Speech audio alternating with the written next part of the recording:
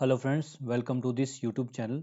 आज की वीडियो में आप सभी का स्वागत है। आज की वीडियो एक बहुत ही बेसिक कंसेप्ट के ऊपर होने वाली है। इस वीडियो में आपको मैं एलसीएम का कंसेप्ट समझाने जा रहा हूँ, ठीक है। और उसमें से भी स्पेशली भिन्न कैल्शियम, ठीक है। भिन्न कैल्शियम कैसे निकालते हैं, भिन्न मीन्स फ्रैक्शन कैल्शियम। भिन्न कैल्शियम सीखने से पहले आपको पता होना चाहिए कि भिन्न क्या होती है और भिन्न कितने प्रकार की होती है। तो सबसे पहले भिन्न क्या है? कोई भी संख्या जिसको P बटा Q के रूप में लिखा जाए उसको भिन्न कहते हैं। जहाँ पे जो Q है ना, ये जो है ये इक्वल टू 0 नहीं होना चाहिए, ठीक है। बाकी नेगेटिव पॉजिटिव कुछ भी हो सकता है। और यहाँ पे जो ये P और Q है इनको क्या बोलते हैं? जो P होता है, ये P जो ऊपर होता है, जो बटे ये बटा है, इसके ऊपर जो होता है उसको बोलते हैं अंश, ठीक है। हिंदी में बोलते हैं अंश और इंग्लिश में बोलते हैं न्यूमरेटर। और ये जो नीचे वाली संख्या होती है इसको क्या बोलते हैं? हर, ठीक है। और डिनोमिनेटर, ठीक है। इंग्लिश में डिनोमिनेटर, हिंदी में हर बोला जाता है।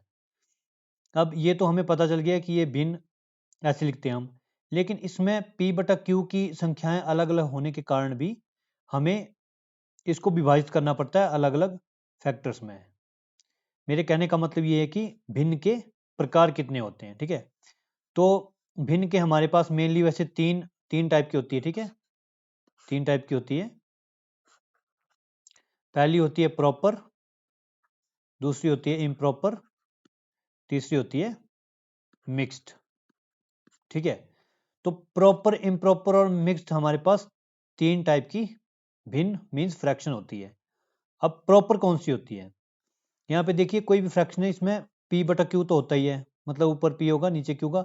अब प्रॉपर फ्रैक्शन कौन सी होती है? जिसमें जो ये हर है ये बड़ा होना चाहिए अंश से, मीन्स Q जो है ग्रेटर देन P होता है। किसमें?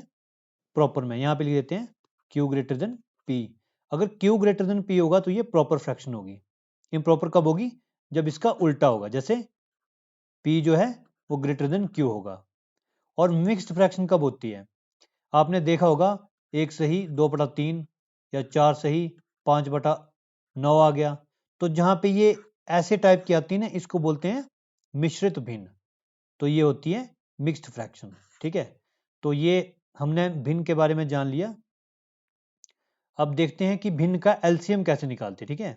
LCM of fractions, LCM fraction का हम कैसे निकालते हैं, तो चलिए देखते हैं।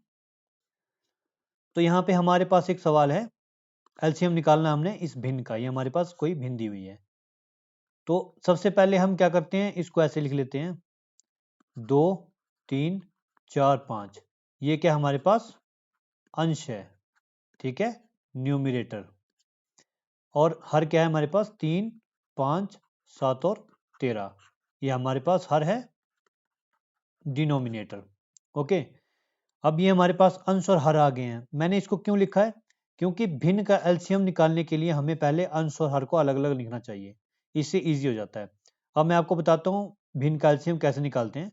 तो एलसीएम ऑफ फ्रैक्शंस कैसे निकालते हैं? अगर यहाँ पे एलसीएम दिया हुआ है तो ये ऊपर वाले होते हैं अंश, मतलब जो अंश वाले होते हैं हमारे पास, उसका हम एलसीएम निकालते हैं। इसका मतलब क्या लिखना है यहाँ पे? एलसीएम ऑफ न्यूमरेटर्स, ठीक है। अब नीचे क्या आएगा इसमें? अब भिन्न है तो उसका एलसीएम भी भिन्न में होता है। बाद में बेशक वो कट जाए, लेकिन हमें भिन्न में निकालना पड़ता है पहले। उसके बाद नीचे क्या आएगा?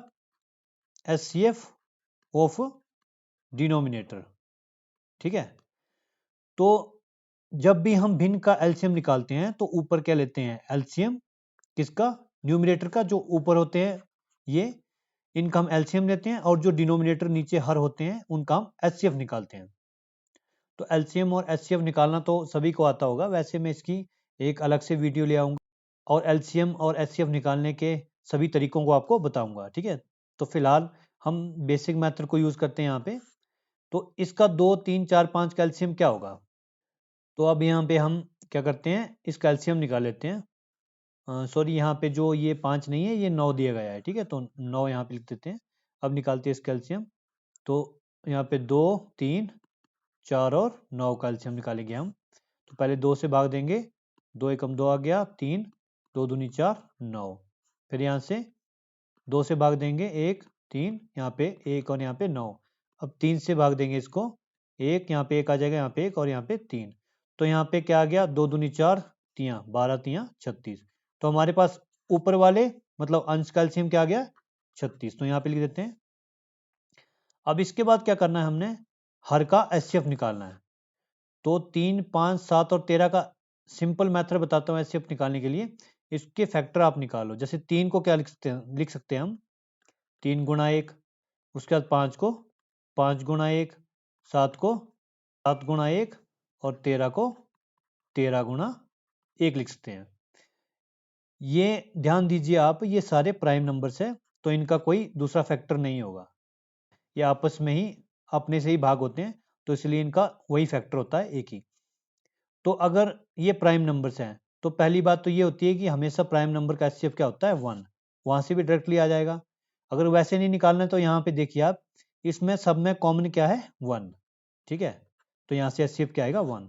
तो दोनों केसेस में हमारे पास एचसीएफ एक ही आ रहा है, तो यहाँ पे हम 1 लिख देंगे।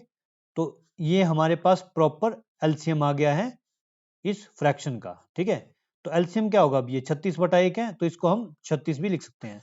तो अभी देखिए, ये वैसे हमारे पास भिन्न दी हुई है, लेकिन इसका एलसीएम जो है वो एक होल नंबर के रूप में आया है। तो जरूरी नहीं है कि अगर हमारे पास फ्रैक्शन है तो उसका एलसीएम भी फ्रैक्शन में ही आएगा, वो एक होल नंबर भी आ सकता है। ठीक है, तो कौन सा ऑप्शन है हमारे पास, ऑप्शन ए हो गया 36। तो इस प्रकार से हम किसी भी भिन्न का एलसीएम निकाल सकते हैं बहुत ही आसानी के साथ। ठीक है, तो आज की वीडियो में बस यही कंसेप्ट मैं आपको समझाने वाला था। मैं आशा करता हूँ कि आपको ये वीडियो अच्छी लगी है। अगर अच्छी लगी है तो अपने दोस्तों के साथ शेयर कीजिए और साथ ही लाइक भी कर दीजिए। और ऐसी ही बेहतरीन वीडियोस को देखने के लिए इस चैनल को सब्सक्राइब कर दीजिए। मिलते हैं एक और नई वीडियो में, तब तक के लिए धन्यवाद। जय हिंद, वंदे मातरम।